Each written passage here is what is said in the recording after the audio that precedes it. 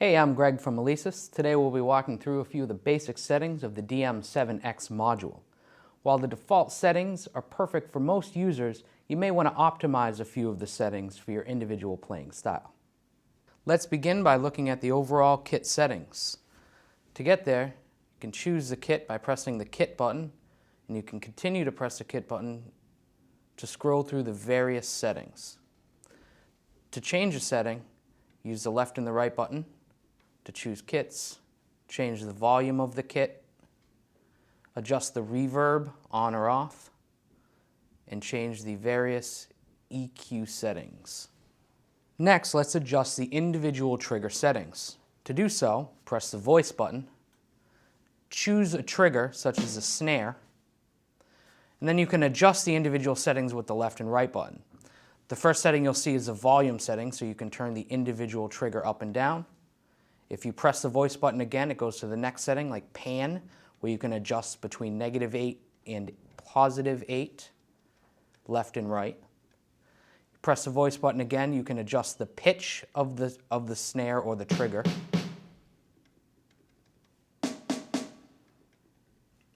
And if you press it again, you can also adjust the reverb levels.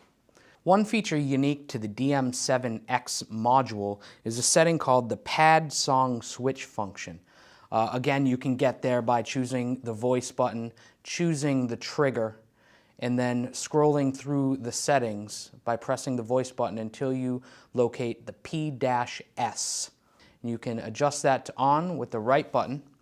And now, when you strike the snare pad or press the snare button here on the module, it'll begin whatever song you have chosen. You can stop the song by pressing or striking the snare pad as well, and you can choose that for any pad on the module or kit. To adjust the individual pad settings even further, the DM7X module also includes a utility menu. To get to the utility menu, once again, press voice, choose the pad that you want to adjust, and then press the utility button. There are a number of settings in this menu that can be adjusted. The options available will be different for each individual pad. Some of the common options are settings such as pad sensitivity, which is basically how loud the trigger sounds when you hit it with a certain force. Threshold, which is how hard you have to hit the trigger before it responds. Crosstalk, which allows you to adjust how easily or hard it picks up the individual vibrations from other triggers. Velocity curve, which allows you to adjust how loud the sound is relative to how hard you strike the trigger. For example, you can set it so that light hits cause a louder sound or vice versa. And rim sensitivity, which is basically how responsive a pad's rim is when it's struck.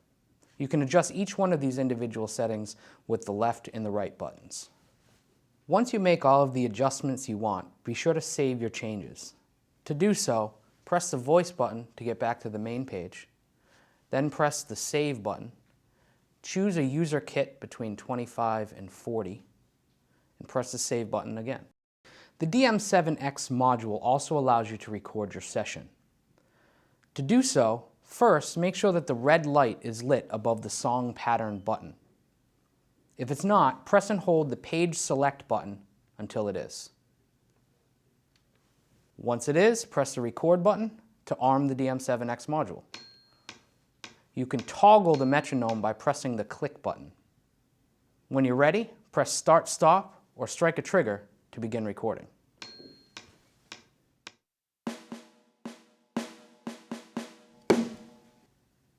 Press the start-stop button again to stop recording. To listen back to your recording, press the play practice button.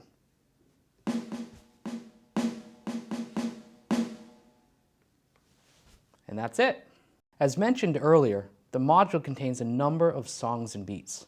It also has a unique feature called drum off, which toggles the percussion off and on for each song. Here's an example. First, press the song button. Then choose what song you want, and press start, stop to begin the song. While the song is playing, if you press the drum off button, it will toggle on and off the drums.